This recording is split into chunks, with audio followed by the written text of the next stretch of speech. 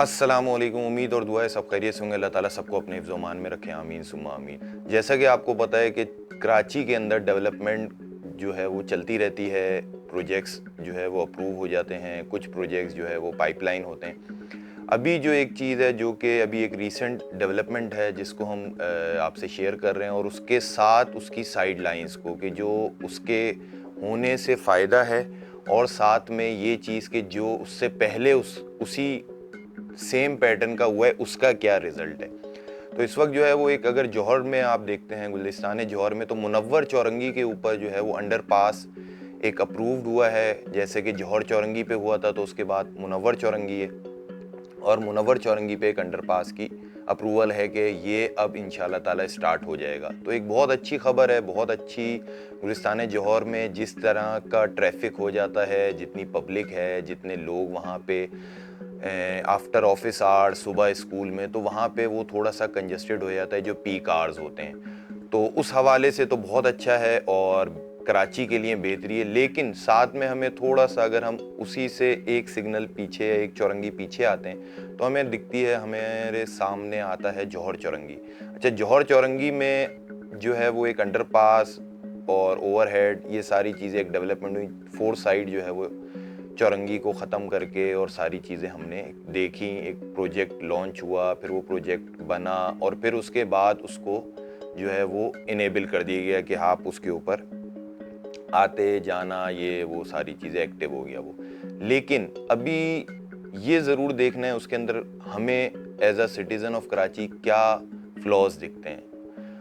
तो 3 से 4 हैं, और वो काफ़ी इन डिटेल डिस्कस हो सकते हैं। मैं एक आपको 2-3 जो हर किसी से रिलेट हो जाते हैं वो मैं आपसे शेयर करता हूँ। जैसे हमने देखा कि एक जो, अगर हम समामस की तरफ से आ रहे हैं और हम टूवर्ड्स जा रहे हैं राबिया सिटी की तरफ,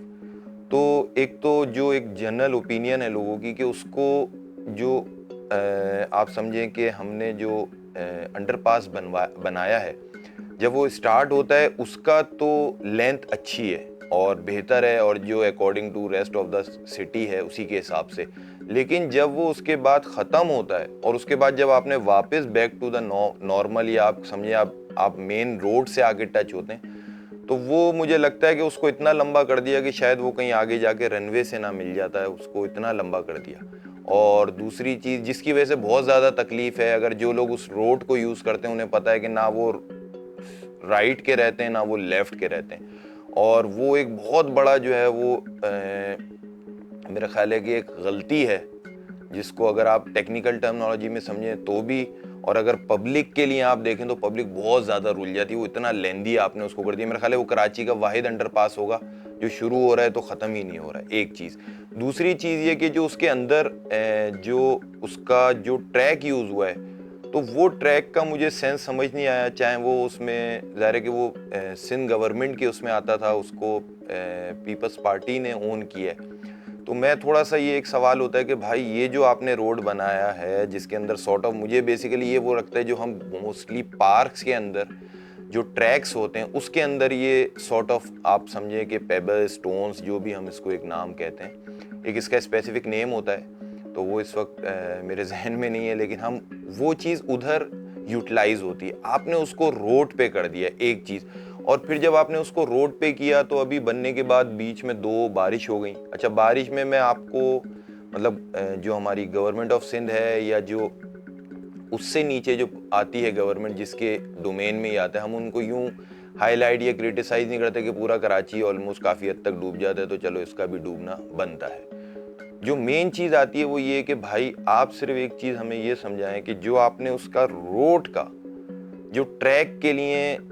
स्ट्रक्चर चूज किया है, ये आपको पूरी कराची में या पाकिस्तान में आपको ये कहाँ मिला है, या आपने कहाँ से देखा है, और आपने ये आइडिया, मतलब इतना हाई लेवल आइडिया आपने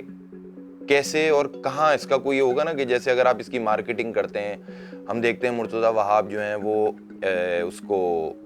वीडियोस डालते हैं उसकी कि मैं ये चल रहा है, अपनी लॉक से डालते हैं उसको कि भाई ये साफ़ हो गया, ये पानी उठ गया। तो उन्होंने एक आध, ज़ाहिर है कि जब वो इस स्ट्रक्चर को लेके, तो उन्हें कोई एक बहुत ज़बरदस्त डेवलप सिटीज़ होंगे, चीज़ें होंगी, उसका उन्हें शेयर करना चाहिए था, और उसके साथ उसका ट्रैफिक लोड भी, ये ना हो कि वो कहीं यूरोप की कोई गली या कोई रोड शेयर कर दें जिसमें 1 घंटे में 100 गाड़ियां गुजरती हैं, उसका ट्रैफिक लेवल और जो जौहर में उसका बहुत डिफरेंट है, जिसकी वजह से गाड़ियों का लोड इतना ज़्यादा है उस अंडरपास के ऊपर कि वो आप देखेंगे कि अभी अगर आप देखें तो उसके अंदर जो है वो प्रॉब्लम शुरू हो जाएंगी। अच्छा, दूसरा जो इस वक्त करंट सिचुएशन है आज की, अगर आप देखते हैं पिछले 10-15 दिन की, तो एक तो हमारे यहाँ मार्केटिंग की जो स्ट्रेटेजी होती है वो बहुत ज़्यादा जो है ना वो इमोशनल हमारे यहाँ किया जाता है कि यार काम को छोड़ो और ऐसा कोई नाम या ऐसी चीज़ें रख दो कि लोग इस उस पे चले हैं। जैसे उसका नाम उन्होंने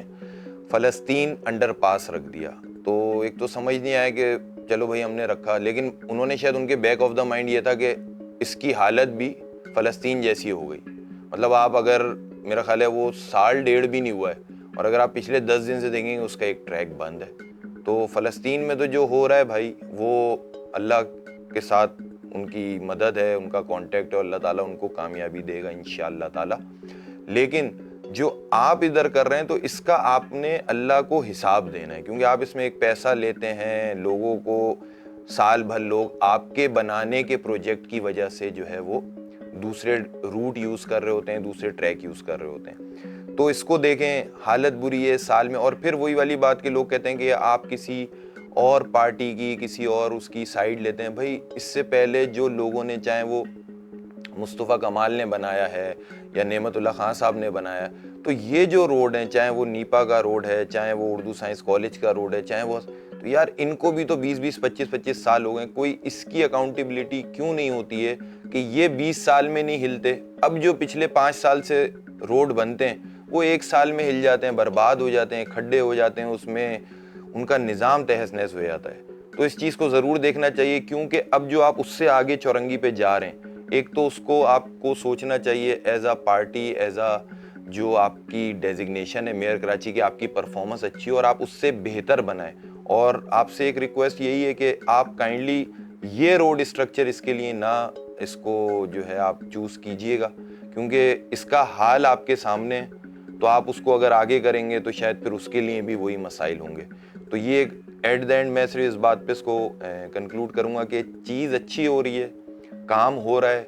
काम दिखेगा भी, लेकिन काम ऐसा ज़रूर हो जो लॉन्ग लास्टिंग हो, ना कि ये कि आपने, जो हम जनरल उर्दू में जो हमारा एक वर्ड होता है कि यार तख्ती पे तख्ती दे तख्ती, तो हम सिर्फ वो बोर्ड लगाए जाएं, नाम लगाए जाएं। आपको खुद सोचना चाहिए कि आप अपने पार्टी के जो चेयरपर्सन होते हैं और आप खुद जो कराची के या मतलब हायर मैनेजमेंट को बुलाते हैं एट द टाइम जब आप उसका इफ्तिताह कराते हैं, तो ये उनके ऊपर भी उनकी परफॉर्मेंस या उनके नाम पे भी क्वेश्चन मार्क है। अगर आप उसको थोड़ा सा डीप देखें कि यार अगर फ़र्ज़ करें किसी अंडरपास को बिलावल भुट्टो जरदारी साहब ने उसका जो है इफ्तिताह किया है और वही रोड अगर 6 महीने में बैठ जाएगा, तो आप तो एक तरीके से अपनी ही पार्टी के जो सरबराह हैं उनको आप बुला के आप क्या एक मैसेज दे रहे हैं। तो कोशिश करें कि जो मुनव्वर चौरंगी का है बहुत अच्छा प्रोजेक्ट है, बहुत अच्छा डिसीजन है, लेकिन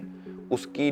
जो स्ट्रक्चर हो और उसका जो साइडलाइन और जिस तरह वो डिज़ाइन हो वो ऐसा हो कि वो एक बेहतरीन कराची का अंडरपास काउंट हो। थैंक यू, अस्सलाम वालेकुम। वॉइस ऑफ नेशन की वीडियोस देखने के लिए हमारा चैनल सब्सक्राइब कीजिए और बेल के आइकॉन पर क्लिक कीजिए ताकि आप हमारी तमाम आने वाली वीडियो से बाखबर रह सकें।